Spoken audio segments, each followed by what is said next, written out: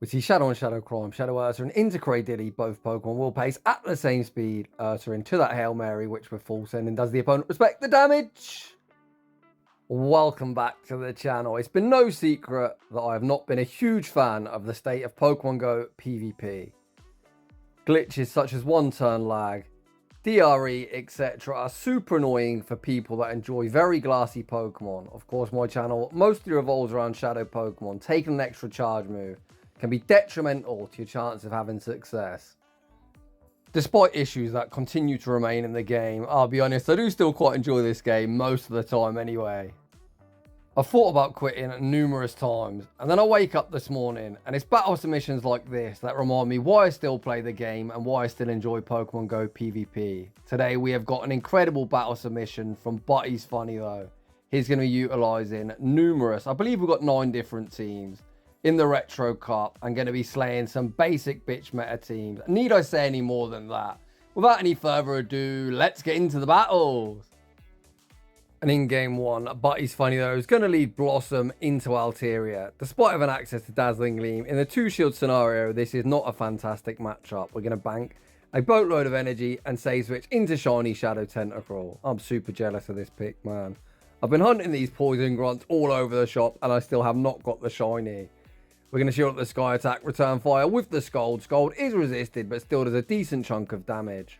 Buthesfunnytho, already down 1 Protect Shield, more than willing to double shield the Squid and look for that full Poison Jab farm down, which we're just about able to get as Altaria is now so bloody slow to charge moves. Out comes Swampert. Swampert going to be greeted with the Scald. We then go for the Wham Bam combo play, fire off the Leaf Blade. Leaf Blade goes unshielded. And out comes Skeledirge. The opponent very wisely saving both Protect Shields to their Fire type. Leaf Blade forced a Protect Shield. Probably more out of caution than anything else, as the opponent doesn't know our third yet. Perhaps they think with the Water type out the way, Skeledirge is going to be free to sweep. The opponent smartly no-shield the next move. Gligar hits the field of play and goes straight for the Night Slash. Night Slash forces the final Protect Shield, and right on cue, there's the catch. Torchsong vamps up Skeledirge's attack. Thankfully, this is a non-shadow Gligar, so even a boosted move should be survivable. Torchsong gets Gligar low, but Gligar withstands the damage, reaches the next Night Slash, and that is going to be all she wrote. GG's. In the next battle, it looks like Buthesfunnytho opting for a double poison strategy, and we see a fantastic lead. These Fury Cutters going to tear through Grumpigs, a very bulky HP. The Night Slash already rocks them below the half health range. The opponent does need to full send a Shadow Ball, as our flying subtyping does mean the Dynamic Punch is resisted. Buthesfunnytho shielded up the Shadow Ball, over farms, fires off the Night Slash. Night Slash forces our Protect Shield back. Unfortunately, we end up playing to the CMP tie. We do not win. Kind of unfortunate. If we were going to double shield, we could have potentially Fury Cutted all the way down. We do fire off the Night Slash, removing the pig from the field of play, and out comes Swampert. Buthesfunnytho banks his energy, makes the Hydro Cannon catch onto Big Squidward. A very nice play. The opponent stays in, rebank a Hydro Cannon before sending out Charger Bug. I'm not sure if I agree with this bait, to be honest. Let's see if it works out. Buthesfunnytho fired off the Acid Spray, and the opponent not interested in shielding any of our nonsense. The opponent looking for that Volt Switch farm down, unable to get it before the Acid Spray is reached. We send out Toxapex, and Toxapex's going to do what it does best and just tank charge move after charge move. Buthesfunnytho sends out Gligar, looks for the Fury Cutter farm down, unable to get it before the opponent reaches the departing move. Charger Bug saved, and there's the pivot back into Swampert. Swampert farming up a boatload of energy, recognising, like without Earthquake, they're going to need like 1 bazillion moves to get rid of Toxapex. Gligar has got Swampert into the red health range. Hydro Cannon picks up the knockout. The question now becomes, do they have Earthquake? I think that's a bit quick. So the answer to that question is going to be no. The opponent going to reach 1 departing Hydro Cannon, but Toxapex far too bulky for any water type move to knock us out. The opponent looks to pivot back into Charger Bug. Charger Bug going to be greeted with the Sludge Wave. Sludge Wave picks up the knockout, and poor old Swampert gets resisted. Poison Jab farm down, and Buthesfunnytho will be emerging victorious. The next team is right up my street. Shadow Ursaring with double Shadow Fighters in the back. If you even look at this team the wrong way, it's just going to get deleted. My God, this team is glassy. It's kind of mad that Shadow Machamp is the bulkiest member of the team, and that pretty much says all you need to know. Buthesfunnytho led the Big Bear into a Primeape, of course, not what you want to see. We save switch into the mirror, and thankfully the opponents opting to stay in. The opponent goes all shields down. We send out Ursaring, farm up, make the catch, back onto Machamp. Machamp not going to appreciate the close combat. Machamp straight in and straight out, and it's Ursaring versus the world. The opponent sends out Dugong. We're about to see another big boom. Close combat might not get the same type attack bonus, but Ursaring's attack stat doesn't care. Out comes Cradily. No! The opponent conceded the match before we boom them again, and that is heartbreaking. In the next battle, the Big Bear returns, this time with a different backline. Hold up, again we're forced in the close combat. Oh, how did Goodra survive? But he's funny though, instantly shields, and I'm a big fan of that. That Big Bear still got more booms in it. We then pivot into Jumpluff to get an energy lead. The opponent sends out Trevenant. This is a bit of a questionable play, but I kind of see what the opponent's thinking. They probably think they don't want the ghost type aligned against the normal type that's still very healthy. The issue the opponent's going to have is Jumpluff is very bulky. I was going to say easily survives a Shadow Ball. They went for a Seed Bomb bait that is double resisted. What is this opponent doing? But he's funny though, attempted to snipe Trevenant with Big Squidward. Unsuccessfully, the opponent banks a charge move, send out Charger Bug. Charger Bug fires off the Discharge. Discharge might be super effective, but not a particularly good move. We'll reach the Scold. Scold forces the opponent's final Protect Shield. But he's funny though, sends back out Jumpluff. I'm not really sure why we're going for an Aerial Ace. Perhaps looking for a farm down afterwards. We're actually looking for an attempted snipe with the Big Bear. Back out comes Trevenant. Trevenant going to fire off the Seed Bomb. We invest that Protect Shield, leaving with the Swift. And have no doubt, in this charge attack priority, it's Ursaring that wins by a mile. GG's, and thanks for playing. In the next battle, it looks like we're running it back, and why not, as that last battle was a fun one. We lead Ursaring into the Kentucky Fried Chicken Bird of Death. My gosh, this Incinerate damage is disgusting. We fire off 7 Shadow Claws and the Swift. We're kind of obliged to stay in, as Jumpluff, of course, doesn't want to see Talonflame either. We fire off the next Swift. Swift goes unshielded. We send out Squidward to absorb the energy, but unfortunately, I don't think that Poison Jab is going to snipe the opponent. As I say that, the opponent gives us the farm down anyway, so Talonflame is removed from the field of play. Out comes Big Man Blastoise. Despite Scold being resisted, it will do objectively more than an Acid Spray. Scold gets Blastoise below half health, and out comes Cradily.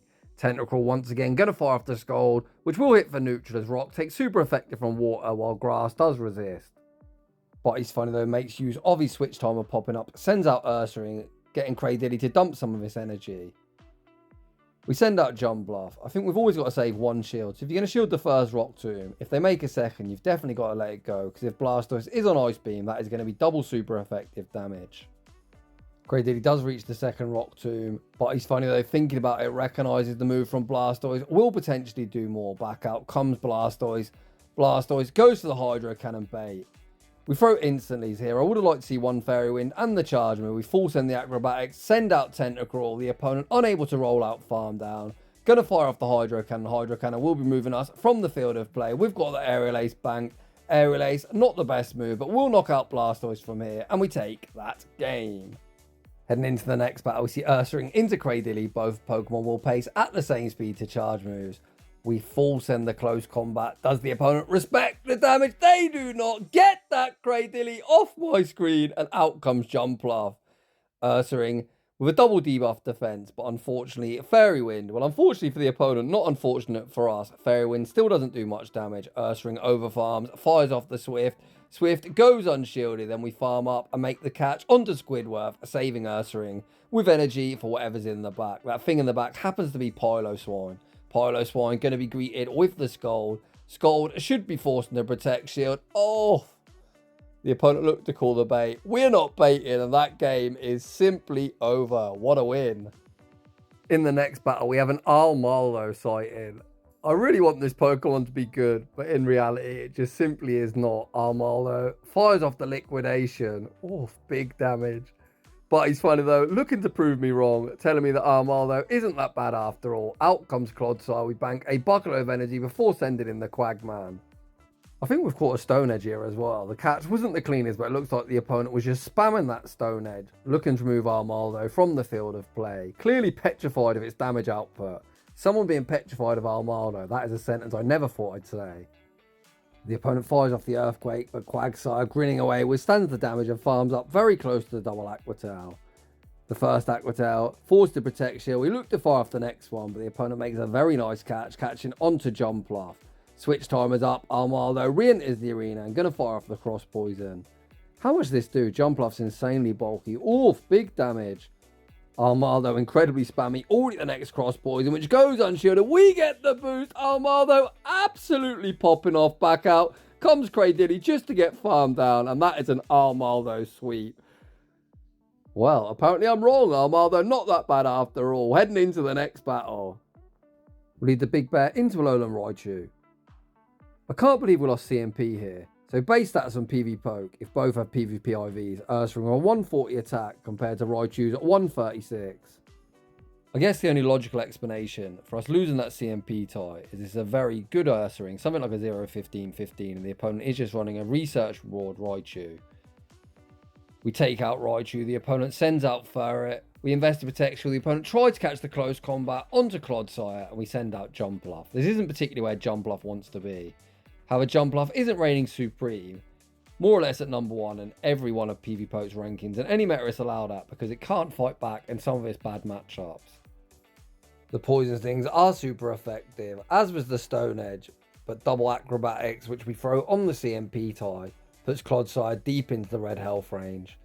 We send out Grumpig able to sigh away, farm down, back out comes Ferret. The opponent can pick their poison, they've got to tank this move as the close combat will do more. The opponent invests that protect shield, we give the opponent that wham, bam, combo play, serve up the Big Mac and the fries, and close combat is going to be all she wrote. Another very nice win.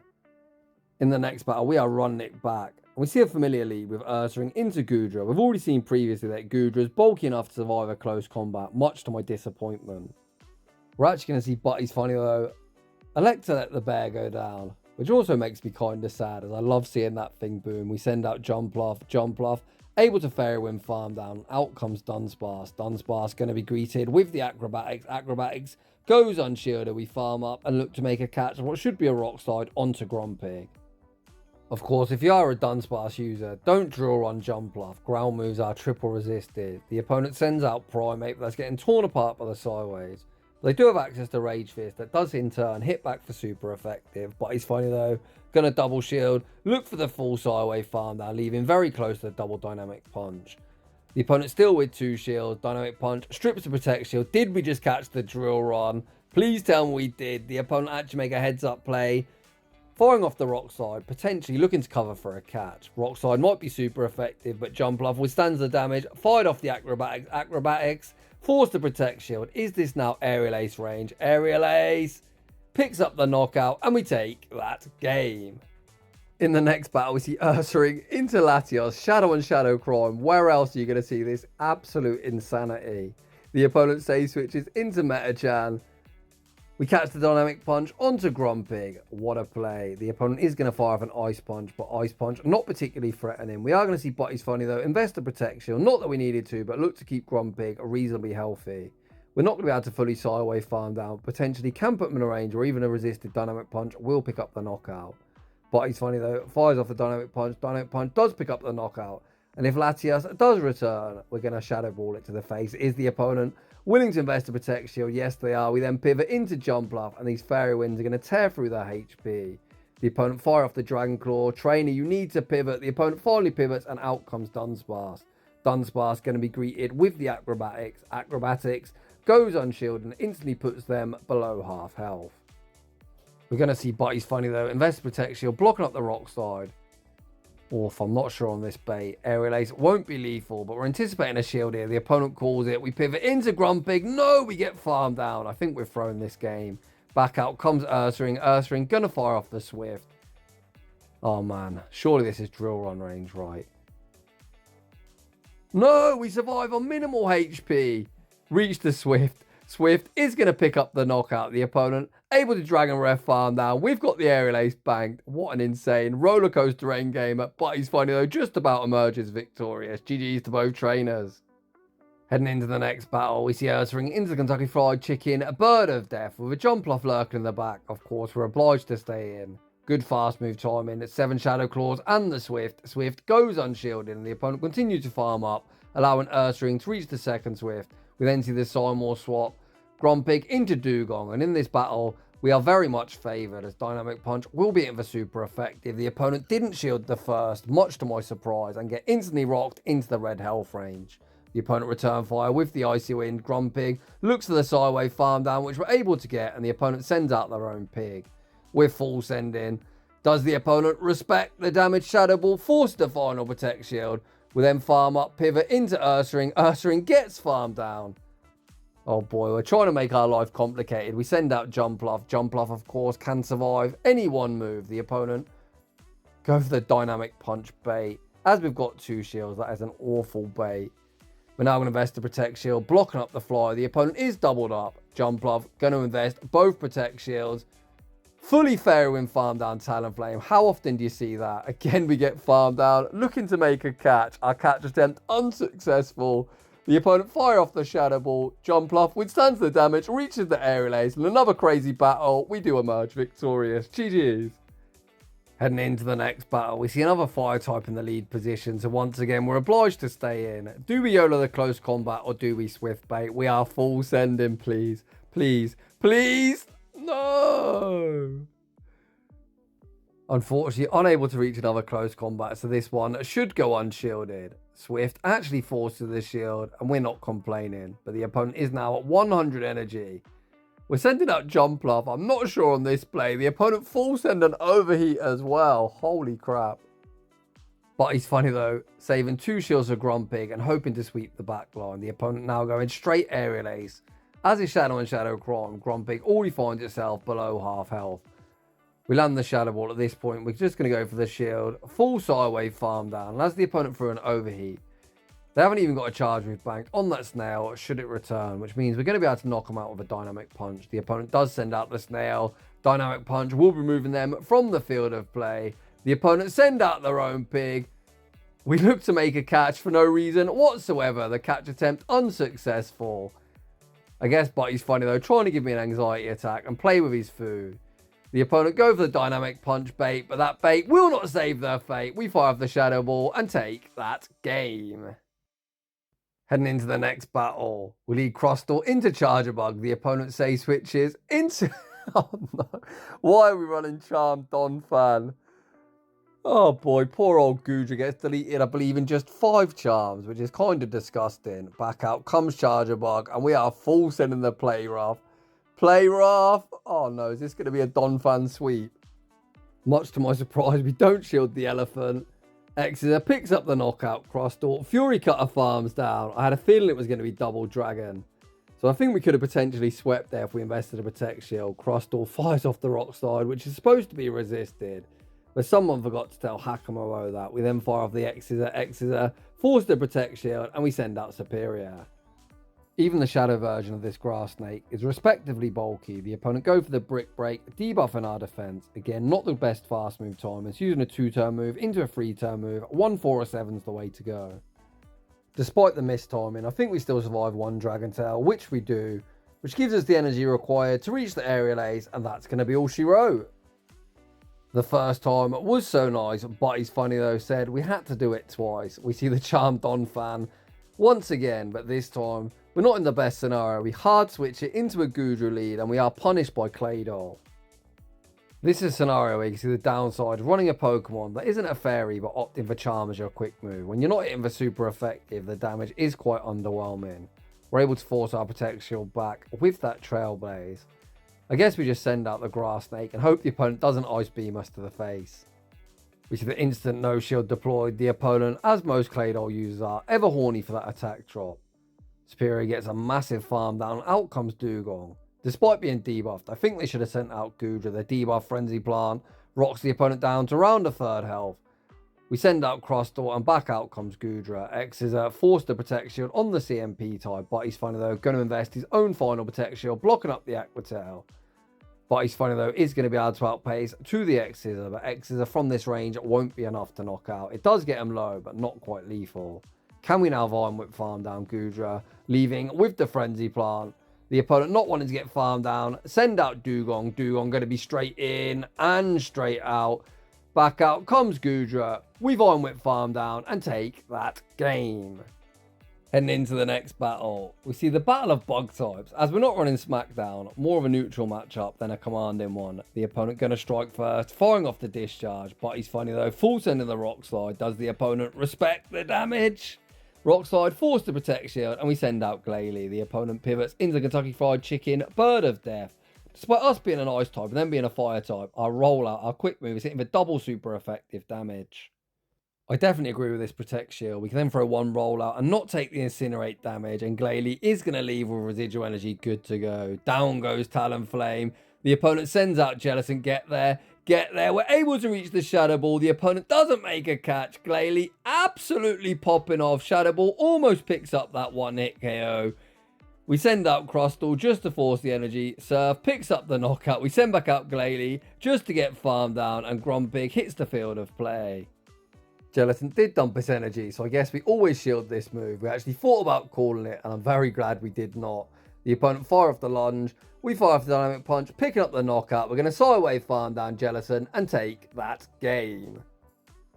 Moving on to our final team of the showcase, we've got Dragonite Double Fighter. I think this strategy was so good before we got stuff like Grumpig that kind of makes it hard to run. We say switch into Machamp. The opponent punish us with Clodsire. This is not where Machamp wants to be. Machamp gonna fire off the rock slide. Rock slide not gonna do much of anything. If we had payback, we could at least hit for neutral, but unfortunately both cross chop and rock slide are going to be resisted. Machamp trying to make the best of a bad situation, at least getting Clodsire below half health. Back out comes Dragonite. Dragonite going to invest a protect shield, blocking up the sludge bomb, but Clodsire already at one more. Buthesfunnytho opts to double shield Dragonite, leaving Shadow Primeape with no protect shields to hide behind. Back out comes Dunsparce. We're going for the Dragon Claw bait. Oh, that gets called as well, and Primeape hits the field of play. If we win this battle, I honestly don't know how. You can see that drill run did massive damage. We then end up throwing this charge move on alignment. We do at least force a protect shield. It's going to be Dragonite with no shield versus the world. What do we need in the back to win this game? I'm not entirely sure at this point. Dragonite does Dragon Claw farm down. No, there is no shot. I think we actually win. Potentially anyway. We're going for a risky bait. Dragon Claw, force the protect shield. We're able to reach the superpower on the CMP tie. Superpower might not get the same type attack bonus, but Dragonite with his monstrous attack stat able to emerge victorious. Woof. What a game. And that is just about going to wrap things up for a bit of a different upload here on the channel. A huge shout out to Buthesfunnytho, bringing us some very entertaining battles here on a Tuesday. I think Tuesday is by far the worst day for watching any Pokemon Go content on YouTube. Most people are showcasing best teams, top teams, practice battles, and all that other nonsense. It's nice to see some actual Go Battle League footage. So if you're enjoying the content, smash that like button. If you're new, consider subscribing. If you like your battles featured on my channel, a link to a battle submission form is down below. And as always, a huge thanks for watching, and I'll see you all in the next one.